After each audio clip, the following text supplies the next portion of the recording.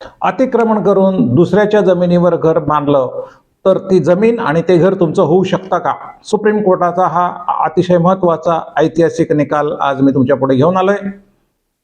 तत्पूर्वी मित्रांनो, ज्यांनी कोणी अजूनही हा माझा चॅनेल सबस्क्राईब केला नाही, ॲडव्होकेट प्रमोद डोकले सिम्प्लिफाईंग कोर्ट डिसिजन, त्यांनी हा चॅनेल सबस्क्राईब करावा, बेल आयकनही दाबावा, म्हणजे त्यांना असेच व्हिडिओ पाहायला मिळतील. कल्पना करा, तुमची एक हक्काची जमीन आहे. तुम्ही काही काळ तिथे लक्ष देऊ शकला नाहीत आणि त्याच दरम्यान कोणीतरी तिथे येऊन आपलं छोटं घर किंवा झोपडी बांधली. काही वर्षानंतर तुम्ही जेव्हा तिथे जाता आणि बघता तर काय, तर ती सगळी जमीन दुसऱ्या कोणीतरी ऑक्युपाय केलेली, अतिक्रमण केलेलं आहे. ऐकायला धक्कादायक वाटतंय ना? पण कायद्याच्या जगात अशा अनेक तरतुदी आहेत ज्या सामान्य माणसाला माहिती नसतात आणि ती जमीन तुम्ही घालवलेली असते.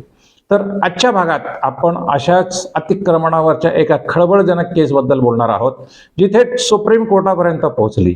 ही केस केवळ एका जमिनीचा वाद नव्हती, तर ती मालकी हक्क आणि गरिबांचे पुनर्वसन यामधील संघर्षाची कहाणी आहे. चला तर मग जाणून घेऊया, आपण सविस्तरपणे जाणून घेऊया की राम नारायण विरुद्ध उत्तर प्रदेश सरकारच्या या गाजलेल्या केसमध्ये, ज्याचा निकाल सर्वोच्च न्यायालयामध्ये नुकताच लागलेला आहे. तर या प्रकरणातील मुख्य नायक आपण असं म्हणू शकतो की याचिकाकर्ते होते राम नारायण. हा वाद उत्तर प्रदेशातील मुझफ्फरनगर जिल्ह्यातील शामली गावातील 1 बिघा एवढ्या एका जमिनीच्या तुकड्यावरून सुरू झाला. या केसमध्ये एका बाजूला जमीन मालक राम नारायण होते आणि दुसऱ्या बाजूला असे लोक होते की जे समाजातील अनुसूचित जाती आणि अनुसूचित जमाती म्हणजे SC आणि ST या प्रवर्गातले होते. 1976-77 साली या लोकांनी एका खाजगी मालकीच्या जमिनीवर आपली घरे बांधायला सुरुवात केली आणि ती जमीन ऑक्युपाय केली. हा ताबा कायद्याने अनधिकृत होता, कारण ते अतिक्रमण होतं. कारण त्या जमीन मालकाची कोणतीही परवानगी त्यांनी घर बांधायला घेतलेलीच नव्हती. जमीन मालक खजान सिंग यांच्या मालकीची ही शेत जमीन होती. 1979 मध्ये खजान सिंग यांचा मृत्यू झाला. त्याच्यानंतर त्यांच्या वारसांनी 10 ऑगस्ट 1984 ला ह्या अतिक्रमण झालेल्या जमिनीवर ज्या इतरांनी त्यावर घरं बांधलेली आहे, ती जमीन रजिस्टर सेलडीड करून राम नारायण यांना विकली. आणि ही जी विकली जमीन ती 10 ऑगस्ट 1984 ला विकली. त्याच्यानंतर ऑक्टोबर 1984 ला राम नारायण यांनी ही जी शेत जमीन होती ती एने करण्याची परमिशन यूपी जमीनदारी आणि लँड रिफॉर्म ऍक्टच्या कलम 141 नुसार मागितली आणि ती त्यांना एनेची परवानगी मिळाली. आता कैरानाच्या सब डिव्हिजनल ऑफिसर यांनी 20 जून 1949 रोजी याच कायद्याच्या सेक्शन 123 नुसार या जमिनीवर ज्यांनी आधीच कब्जा केला होता, घरं बांधली होती, त्यांची नावं महसूल रेकॉर्डवर चढवली, म्हणजे त्यांच्या मालकीची ती सरकार दप्तरी होऊन गेली. या जमिनीवर कब्जा केलेल्या लोकांनी 30 जून 1985 पूर्वी ही कब्जा करून घरे बांधली होती. या कारणास्तव त्यांना हा मालकी हक्क बहाल केला, कारण 30 जून 1985 ही UP zamindari and land reform ऍक्टची कट ऑफ डेट होती आणि त्यापूर्वी ज्यांनी असा कब्जा केला होता त्यांच्या नावावर जमिनी झाल्या.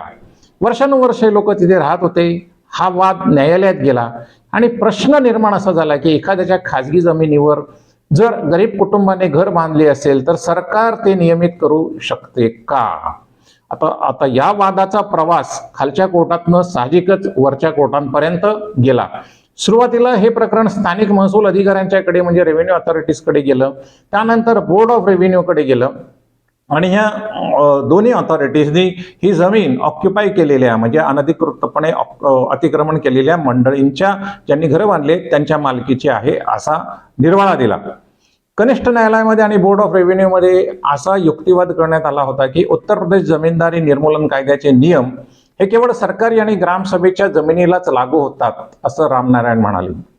खाजगी जमिनीवर अशा प्रकारे ताबा मारून राहणाऱ्या SC ST कम्युनिटीच्या लोकांना कायद्याचं संरक्षण मिळू शकत नाही. सुरुवातीच्या टप्प्यावर जमीन मालकाच्या बाजूने निकाल लागल्यासारखं वाटत होतं ट्रायल कोर्टमध्ये, कारण संविधानातील कलम 300 नुसार खाजगी मालमत्तेचा हक्क हा संविधानाने महत्वाचा मानलेला आहे. पण हे प्रकरण जेव्हा अलाहाबाद उच्च न्यायालयात गेलं आणि नंतर अलाहाबाद उच्च न्यायालयाने मात्र कायद्याचा एक वेगळाच अर्थ लावला. आता आपण येथील सर्वात महत्वाच्या भागाकडे वळूया, ते म्हणजे कायदा नेमकं काय सांगतोय? तर उत्तर प्रदेश जमीनदारी निर्मूलन आणि भूमी सुधारणा कायदा म्हणजे UP zamindari abolition and land reform act या कायद्याच्या कलम 123 हे ह्या सगळ्या वादाच्या केंद्रस्थानी होतं. आणि ह्या कलमाचे दोन मुख्य भाग आहेत. कलम 123(1) हे सांगतं की जर एखाद्या अनुसूचित जाती आणि जमातीच्या व्यक्तीने ग्रामसभेच्या जमिनीवर ठराविक तारखेपूर्वी म्हणजे 30 जून 1985 पूर्वी जर घर बांधलं असेल तर ती जमीन त्या व्यक्तीच्या नावावर नियमित केली जाईल असं यूपीचा हा कायदा स्पष्टपणे सांगत होता. तर याच 123चा दुसरा भाग हा मात्र वादग्रस्त ठरला. कारण या कायद्यात असं म्हटलं आहे की जर अशा व्यक्तीने खाजगी जमिनीवर घर बांधले असेल तर ती जमीन सुद्धा त्या व्यक्तीकडेच राहील आणि ती नियमित केली जाईल असा या सेक्शन 123(2) अर्थ काढला गेला. आता अलाहाबाद उच्च न्यायालयाने त्यामुळे साहजिकच सर्वोच्च न्यायालयाच्या समोर जेव्हा हा प्रश्न आला की एखाद्या खाजगी मालकाच्या हक्कावर हा गदा आणणारा कायदा आहे काय, तेव्हा न्यायालयाने स्पष्ट केलं की कायद्याचा उद्देश हा भूमिहीन आणि गरीब समाज घटकांना छप्पर मिळवून देणे हा आहे. Socio economic is a purpose ह्याच्या मागे आहे. जर एखाद्याने 30 जून 1985 पूर्वी खाजगी जमिनीवर घर बांधले असेल तर कलम 123(2) नुसार ती जमीन त्या व्यक्तीची मानली जाईल. म्हणजे सर्वोच्च न्यायालयाने देखील कलम 123(2)चा निर्विवादपणे असा अर्थ काढला की हा कायदा खाजगी जमिनींनाही लागू होतो. सर्वोच्च न्यायालयाने आपला निकाल देताना अत्यंत स्पष्ट भूमिका घेतली. कोर्टाने म्हटले की जर SC ST किंवा मागासवर्गीय समाजातील व्यक्तीने एखाद्या खाजगी जमिनीवर अनधिकृतपणे घर बांधले असेल तरीही कलम 123 अंतर्गत यूपी जमीनदारी ॲबॉलिशन ऍक्टच्या 123 अंतर्गत त्याला संरक्षण मिळेल आणि त्या जमिनीचा मालकी हक्कही मिळेल.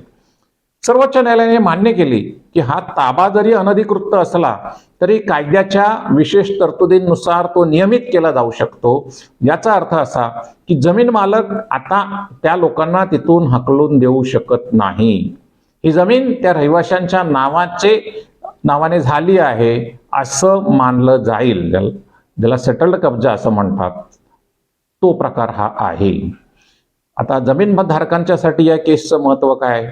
तुम्ही विचार करत असाल की हे तर जमीन मालकांच्यासाठी खूपच अन्यायाचे आहे, पण जमीनधारकांनी यातूनही खूप मोठा धडा घेतला पाहिजे असं मला वाटतं. आपण आपल्या सगळ्यात पहिला धडा असा आहे की आपण आपल्या जमिनीवर लक्ष ठेवलं पाहिजे. जर तुमची जमीन रिकामी असेल तर त्यावर कोणी अतिक्रमण करत नाही का याकडे सातत्याने लक्ष देणे गरजेचं आहे. हल्ली बरीच मंडळी शहरात राहत असल्यामुळे गावाकडच्या जमिनींच्याकडे त्यांचं लक्ष नसतं. त्यांनी या प्रकरणी लक्ष देणे गरजेचं आहे. दुसरा धडा असा आहे की वेळेत कारवाई करा. जर कोणी तुमच्या जमिनीवर घर बांधत असेल तर सुरुवातीच्या काळातच त्याला कायदेशीर विरोध करणे किंवा न्यायालयात धाव घेणे आवश्यक आहे. जर अनेक वर्ष उलटून गेली आणि मग तुम्हाला जाग आली तर लॉ ऑफ लिमिटेशन ऍक्ट किंवा अशा विशिष्ट कायद्यांमुळे तुमचा हा हक्क संपुष्टात येऊ शकतो. तुम्हाला माहिती आहे की 12 वर्ष ही तुमची तरतूद आहे. सगळ्यात महत्त्वाचं म्हणजे कायद्याची माहिती. सरकार वेळोवेळी गरीब आणि भूमिहीनांसाठी असे कायदे बनवत असते. अशा कायद्यांची माहिती असणं ही देखील आपली जबाबदारी आहे, जेणेकरून आपण आपल्या मालमत्तेचं रक्षण करू शकतो. तर मित्रांनो, रामनारायण या केसने हे सिद्ध केलं आहे की कायदा केवळ कागदावर नसून तो सामाजिक न्यायासाठी वापरला जातो आणि सरकारला तो वापरण्याची पूर्ण परवानगी आहे. गरिबांना घरे मिळवून देण्यासाठी खाजगी मालमत्तेच्या अधिकारावरही काही मर्यादा येऊ शकतात. काय वाटतं तुम्हाला हा निकाल ऐकून? हा कायदा योग्य आहे का, की यामुळे जमीन मालकांचे नुकसान होत आहे? तुमच्या प्रतिक्रिया कॉमेंट बॉक्समध्ये नक्की कळवा. आणि अशाच कायदेशीर आणि महत्त्वाच्या प्रकरणांची माहिती सोप्या भाषेत मिळवण्यासाठी माझ्या चॅनेलला ॲडव्होकेट प्रमोद ढोकले सिम्प्लिफाईंग कोर्ट डिसिजन या यूट्यूब चॅनेलला सबस्क्राईब करा आणि हा व्हिडिओ आपल्या मित्रपरिवारासोबत शेअर करायला विसरू नका. कारण माहिती असेल तरच तुम्ही सतर्क राहाल. तेव्हा मित्रांनो, सतर्क राहा, सावध राहा, आपल्या जमिनीचं, आपल्या मालमत्तेचं रक्षण करा. धन्यवाद व्हिडिओ शेवटपर्यंत पाहिल्याबद्दल. जय हिंद. लक्षात ठेवा, हा व्हिडिओ केवळ शैक्षणिक उद्देशासाठी आहे. तुम्हाला जर कायदेशीर तुमच्याकडे जर काही वाद असेल तर तज्ञ वकिलांचा सल्ला घेणे अनिवार्य आहे, हे लक्षात ठेवा. पुन्हा भेटूयात.